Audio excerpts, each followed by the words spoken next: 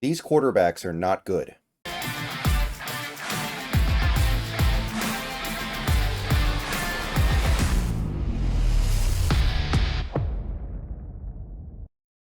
What's going on, everybody? Good morning. We are here on Wednesday. We've got a very interesting practice session coming up later today, but that's not going to be for a little while. So while we are waiting, we got some stuff to talk about. Specifically, we're going to start with a discussion of some top college prospects from the 2024 season, looking ahead to the 2025 draft. As always, we're looking at a subset of positions that I think will be of interest to the Seahawks in this upcoming draft.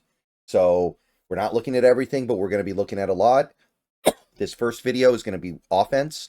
There's going to be a second video later today for the defensive prospects. So, yeah, we're starting with the side of the ball that has the ball. And the guy who touches the ball on every single play, yeah, I'm not feeling it. I'm not feeling this QB class to the degree where, yet again, my list, which is 5 players, that's all I'm looking for, like 5 players that did well in the most recent week, that's all I'm trying to find, includes Dillon Gabriel, who will be lucky if he ever throws a pass in the NFL, Ethan Garbers, who I kind of put here as a joke because he played ridiculously well out of nowhere, and Miller Moss, who still didn't play that well, and USC lost the game to Maryland, and like that was the best of the group. Quinn Ewers, bad. Carson Beck, atrocious. Jalen Milroe, bad. Like these are not serious prospects, man. I'll give it up to Cam Ward. He played a really good game this week for Miami, like he does pretty much every week. Again, I think his numbers are going to be so out of pocket at the end of the year that somebody's going to value him as like a top 5 pick, and he's not that kind of player. He's not a top 5 pick. But I mean, it's another really good game. I think he's a first rounder at this point. 21 of 32 for 319 yards, 4 touchdowns, ran the ball 7 times, 29 yards, 83.4. And I'll give it up to Cade Klubnik. I kind of like him too. I don't think he's like a top prospect, and I don't think he should be, but he's interesting. And I think people should be paying a little more attention to Cade. 23 of 35, 308 yards, 3 touchdowns, a pick. Ran the ball 6 times for 29 yards, 80 PFF grade. But I'm sorry, these other guys in a better QB class, we wouldn't even be talking about them. We still shouldn't be, but we are because I need to fill some space. Like, Dillon Gabriel played a really good game for Oregon when they shut out Purdue on, I think it was Friday. But I don't want that guy in the NFL. I don't have any interest in him as an NFL prospect, really. Maybe like a 7th round pick. 21-25 for 290 yards, 2 touchdowns, a pick, 80.2. Ethan Garbers randomly decided to roll into Rutgers for a terrible UCLA team and just completely light them up. Well over 400 yards of offense, 5 touchdowns. Out of nowhere, UCLA just decides, you know what? We're going cross country. We're beating Rutgers. And Miller Moss, 336 yards and 3 touchdowns. But, I mean, he didn't play amazing, and the team still lost. So what are we even excited about? The answer is nothing, because these quarterbacks are bad. And it's too bad, because I think you could make an argument that if this was a good quarterback class, things would be setting up really nicely for the Seahawks to find their next quarterback. But and we're going to have further conversations about this down the line. There's no way a good prospect is falling to us, because I think that with the way things are going, a quarterback like Cam Ward is going to go way too high, and then it's going to be a bunch of crap slipping down the board to us. I think Shedur's still going to go relatively high, even though there are some big red flags there, but I don't want Shedur anymore anyway. And it's going to end up being like the Carson Becks and the Quinn Ewers and Jalen Milroes. I don't, no. Bring me a real quarterback. So I'm not liking where this class is going. It's even worse than I thought, and I didn't have a high opinion of it before. Okay. Wide, I don't know what happened to my frame rate here just now, but whatever. It doesn't really matter that much. Wide receiver, there were some good wide receivers this week for sure. We had Xavier Restrepo and Samuel Brown, both of Miami. You guys know that I am a big fan of both Miami wide receivers, and they found different ways to have very productive days for the Hurricanes. Now, when you're playing with Cam Ward, it's kind of easy mode to put up big numbers, but both these guys had over 100 yards. One guy did it on 9 targets, one guy did it on 4 targets. 7 catches, 3 catches, 101 yards, 125 yards, both had a touchdown. Restrepo had a drop, but 74.4 PFF grade for Xavier, and a Samuel Brown, 81.7. Evan Stewart, 4 targets, 96 yards. That kind of efficiency is always going to get some shout-outs here, I think. You've also got the 73 PFF grade. 4 catches on 4 targets, by the way, as well. Pretty impressive. Caden Prather of Maryland is the next guy up here. He had 9 catches for Maryland on 11 targets for 111 yards, 71.6. Helping Maryland to that upset win over USC. Very impressive win, very impressive performance. First time we've talked about him. This next guy isn't new, but he's kind of new. We don't talk about Jalen Royals that often, but he is really starting to come on here. He's really starting to become like a mid-season blow-up guy at receiver for Utah State. 11 catches, 11 targets, 188 yards and a touchdown, 80.2 PFF grade. So he is creeping up more than anybody else at receiver, maybe.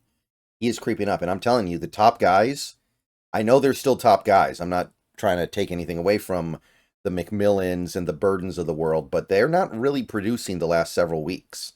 They're not putting up the big numbers. I'm not saying it's their fault, but guys like Jalen Royals, guys like Prather, guys like the Miami duo, they're producing pretty big time almost every week. All right, tight end, I could only find 4. I could only really find 4 guys. It's it's not a great tight end crop, and most weeks are going to be like this. Sometimes we'll have a week where a few guys blow up and we actually get some pretty good meat on the bone, but this week, no. Colston Loveland had a good game for Michigan. 7 catches on 11 targets for 83 yards. Remember, he doesn't have a quarterback, so that's actually really good, given the fact that nobody can throw him the ball. 75 PFF grade. He did, I think, allow a sack in pass blocking, though. Harold Fannin Jr., Bowling Green, goes off again, like he always does. 10 catches on 11 targets, 171 yards. Carries that offense. 96 PFF grade almost. Really, really phenomenal stuff he's doing down there. I'm not saying he's as good as his numbers, but he's a fun player. Jake Michael Gillenborg of Wyoming. Another small school guy that's pretty fun. 5 catches for 137 yards and a touchdown. 10 targets, so well, not necessarily the most efficient, but 137 yards is still totally fine. 79.5. And then I threw Gunnar Helm from Texas in here, even though he had a crucial fumble. 6 catches on 6 targets for 62 yards deserves some credit, especially in this tight end class that is just not very good. And the fumble killed his PFF grade, obviously. Excuse me. All right. I'm going to get to the offensive line now. Left guard, I could really only find 2 guys. And, get used to that, especially with all these bye weeks. There's going to be some weeks where we just can't find guys to talk about because left guards are hard to find. I got Joshua Gray of Oregon State, the Beavers. He allowed 1 pressure. Oregon State ran for 137 yards, which was only 3.7 yards a carry, so even that isn't great. And he had about an average PFF grade, 61.2. And then Garrett Dellinger of LSU, he's more of a day 3 sleeper guy. No pressures allowed. LSU ran the ball for almost $160. 71.2 PFF grade, pretty good, but we're not super excited here. A lot of the top guys theoretically didn't play this week, and there just wasn't a lot to find in the sleeper category for me. Center, I found a couple guys. Bryce Foster, he's made this list before. Kansas, 0 pressures allowed by Foster, and Kansas runs the ball very well like they usually do. 223 yards. 7.5 yards a carry almost. 58.3 PFF grade, though. They docked him heavily on his run blocking, of all things, which is kind of funky in a game where you still run the ball for almost 7.5 yards a carry. But, again, I don't know how the sausage is made. I just know the sausage gets made. Jake Slaughter, Florida. This might be his first time on this list. He's an interesting center. Florida's offense finally has a good game. Slaughter allows 0 pressures, almost 200 rushing yards, 4.5 yards a carry, 75.8 PFF grade. He's kind of a late bloomer as well. He's starting to get some positive attention as a legitimate draft prospect from Florida. One of the few guys on that team that's interesting right now. And finally, right tackle. This is the one offensive line position that I thought we found a pretty decent amount of good stuff at. We got Wyatt Millam. Oh, excuse me. 1 second. Sorry about that. Still just trying to get the final remnants of it out. Wyatt Millam, he could make this list almost every week because he is so dominant for that West Virginia Mountaineers offense. I'm not saying it's all going to translate to the NFL, but some of it will. I think he moves to right tackle in the NFL anyway. No pressures allowed by him on the blind side. 152 rushing yards, which for West Virginia isn't even that great. 71.4 PFF grade. Not even one of his better games. Probably one of his worst games of the year. And he still stands out for being really, really solid and dependable. Marcus Mbow of Purdue. Purdue may have failed to score any points against Oregon, but Mbow, I don't know how to pronounce that last name, but we'll just go with Mbow. 1 pressure allowed. Purdue did run for over 200 yards. Kind of crazy to run for over 200 yards and not score any points. Over 5 yards a carry. 80.2 PFF grade. He is becoming one of my maybe day 2 guys. I could see him creeping up into that day 2. Blake Miller of Clemson, 1 pressure allowed. Clemson runs the ball for just under 200 yards, 63 PFF grade, pretty decent. Johnny Cornelius on Oregon going against Purdue. No pressures allowed. Oregon ran the ball okay, 131 yards, 3.7 yards a carry. Not the best, but not the worst either. 62.4 PFF grade, relatively decent. And Armand Membo. Got some fun names with these offensive linemen this year. Missouri, talked about him a bit before, no pressures. Missouri didn't really run the ball well, but his pass blocking grade was able to get him a very strong one. So even though Missouri only ran the ball for 2.6 yards a carry, so 82 yards total, Membo still comes out of this looking pretty good. And that's it for the offensive prospects for this week. Those are the guys who stood out to me. It wasn't a great week, right? I'd say it was a good week at receiver. Although there wasn't really a lot going on behind these guys, I would say. Like if I had to come up with a 6th guy, it would have been kind of scraping. I already said what I said about quarterback. I could only find 4 tight ends, 2 left guards, 2 centers, right tackle. That might be the one position that I feel strongly about this week. So there have been a lot of people who have pointed out that overall this draft, the 2025 draft, is not that strong.